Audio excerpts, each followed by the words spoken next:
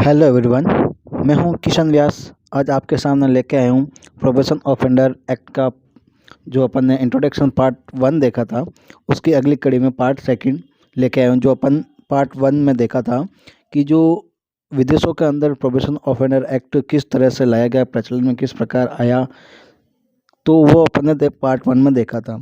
अब अपन बात कर रहे हैं पार्ट टू में अपन देखेंगे कि भारत के अंदर जो प्रोबेशन ऑफेंडर एक्ट है वो किस तरह से प्रचलन में आया, किस प्रकार इसका उपयोग लिया गया, वो अभी अपन देखेंगे। तो बात करते हैं कि भारत के अंदर जो प्रोबेशन ऑफ ऑफेंडर एक्ट है वो सबसे पहले अपने CRP जो दंड प्रक्रिया संहिता 1898 की थी, उसके अंदर 562 जो सेक्शन था उसके अंदर इसका प्रावधान किया गया। अब क्या है कि जो अपराधियों को कारावास के जो इसके अंदर था कि अपराधियों को कारावास के दंड के बजाय सदाचरण की परिवीक्षा पर छोड़ देने का एक जो प्रश्न अमूमन चलता रहता है। तो ये एक मतलब जो विचारधारा थी, ये मतलब विचारधारा चलती रही थी। तो सन 1931 के अंदर क्या किया कि जो भारत सरकार ने अपराधियों को जो परिवीक्षा एक विधेयक का मसौदा तैयार किया। उस मसौदे को तैयार करने पर जो तत्कालीन जो स्थानीय जो सरकारें थी, तो उनके मन में एक विचार आया कि इसका परिचालन भी किया जाए।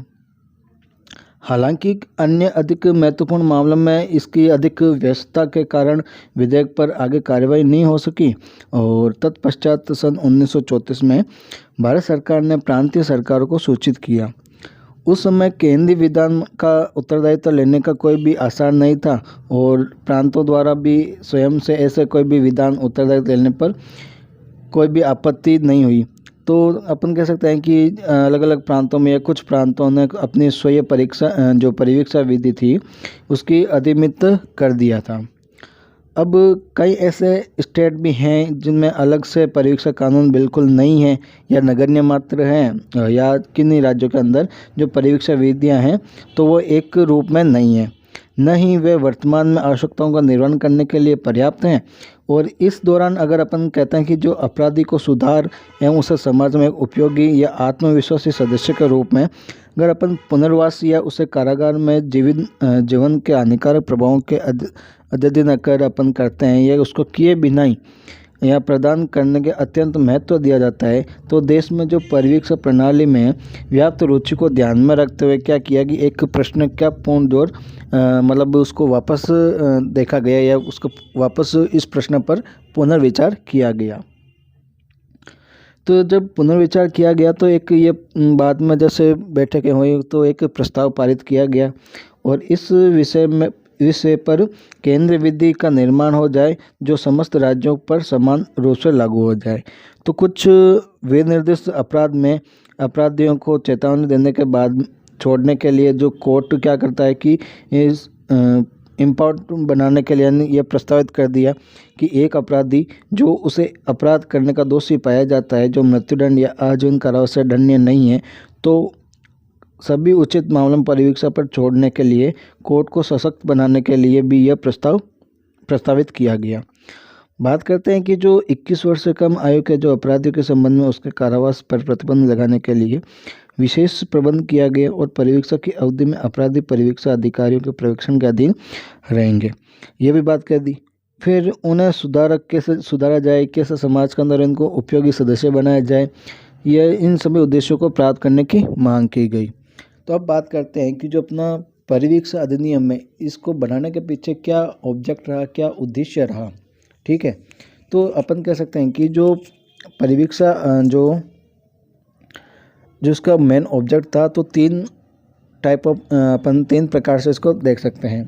पहला होता है अपना इसका उद्देश्य ये रहेगा कि रिहेबिलिटेशन ऑफ ऑफेंडर यानी अपराधी का पुनर्स्थापन करना। ठीक है, फिर सेकंड ऑब्जेक्ट इसका यह रहता है कि रिफॉर्म द ऑफेंडर यानी अपन कह सकते हैं जो अपराधी होता है उसके अंदर सुधार लाना। फिर तीसरा यह है कि prevent the offender from becoming criminal यानी जो अपराधी बनने से पहले उसको रोकना। ठीक है, बनने से रोकना। तो ये इसके 3 मेन उद्देश्य रखे गए थे। अब बात करते हैं कि जो कोई भी अपराधी होता है तो कोई भी व्यक्ति जो अपने माँ के पेट से जब पैदा होता है तो वो अपराधी नहीं होता है। वह क्या करता है कि जैसे जैसे परिस्थिति आती है उन परिस्थिति के अंदर जिस व्यक्ति के संपर्क में आता है तो उस व्यक्ति के अकॉर्डिंग वो परिवर्तन होता जाता है। और अगर वो जो व्यक्ति जिसके व्यक्ति के संपर्क में अगर वो अच्छे प्रवृत्ति का है तो अच्छे चाल चलन के अंदर परिवर्तन होगा। अगर वो बुरे चरित्र के अंदर वो मतलब परिवर्तित होता है तो वो बुरा व्यक्ति बनता है। अब बात करते हैं कि जिसमें वह व्यक्ति अगर कानून की दृष्टि में अगर प्रथमतया अपराध कारित करता है या उस व्यक्ति का परिवार पर उस पर आश्रित होता है तो कोर्ट उससे क्या करेगा कि अगर वो प्रथम दृष्टया अगर अपराध करते पाया जाता है तो प्रोबेशन पीरियड पर उसको क्या करेगी, छोड़ देगी। यानी अपन कह सकते हैं कि अगर यानी ऐसे अपराधी को प्रथम दृष्टया मामले में अगर कारावास देने के बजाय सदाचरण या उसको सुधारात्मक दंड पर परिवीक्षा पर छोड़ दिया जाता है।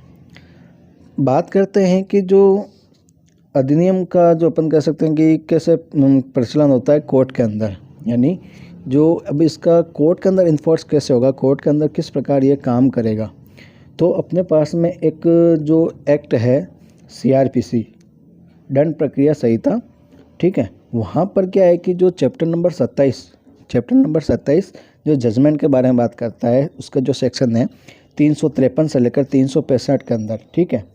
तो वहाँ पर क्या होता है कि एक बार की जब ट्रायल ख़त्म होने पर होता है कि जब जस्टिस क्या है कि न्याय पर आते हैं, निर्णय देने पर आते हैं ना, तो वहाँ पर क्या आती है कि उस ऑफेंडर को क्या है कि या तो दो चीज़ होती है, या तो उसको कन्विक्शन किया जाए या एक्विटल किया जाए।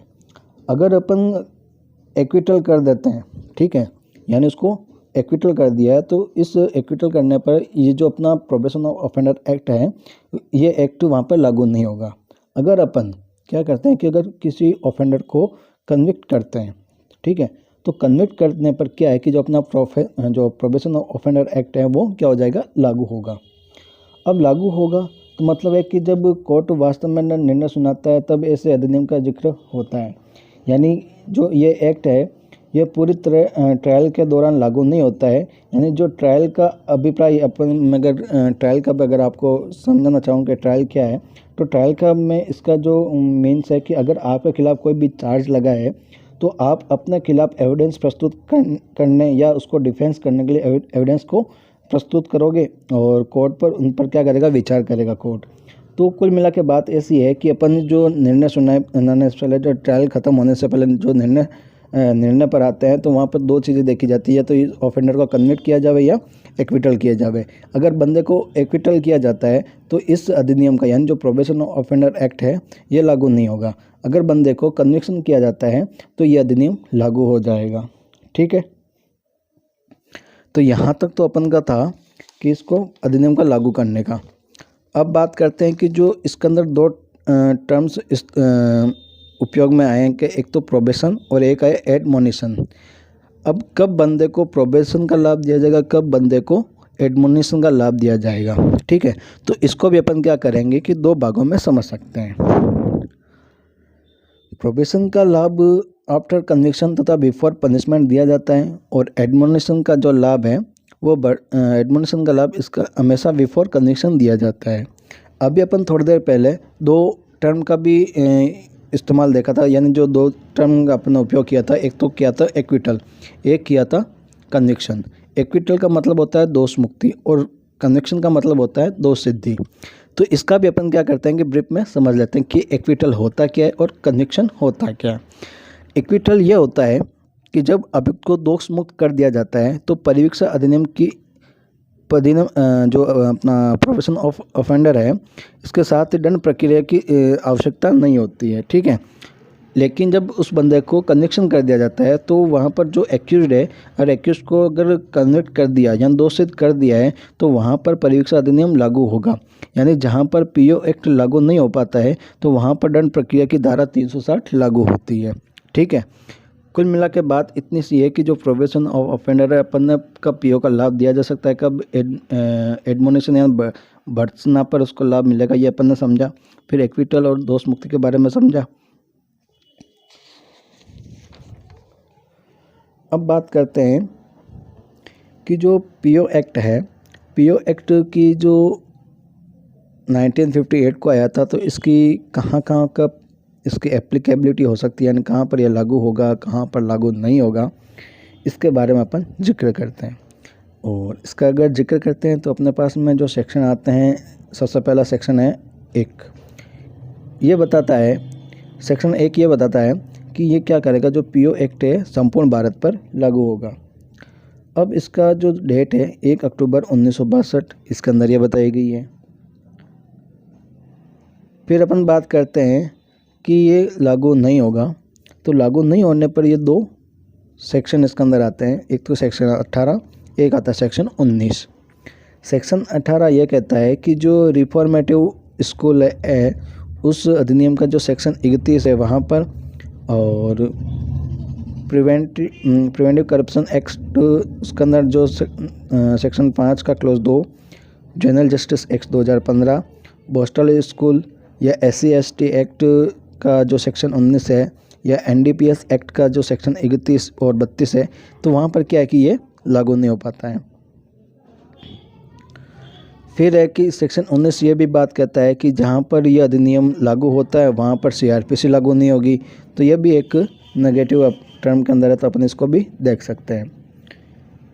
तो कुल मिला के बात ये थी कि जो इसकी परिवीक्षा अधिनियम की एप्लीकेबिलिटी है, किस प्रकार होता है, कहाँ पर लागू होता है, कहाँ पर लागू नहीं होता है, ये अपन ने देख लिया। लागू होने वाले जो सेक्शन है सेक्शन 1 के अंदर बताया गया है, नहीं लागू होने वाले जो सेक्शन है सेक्शन 18 और 19 के अंदर बताया गया है।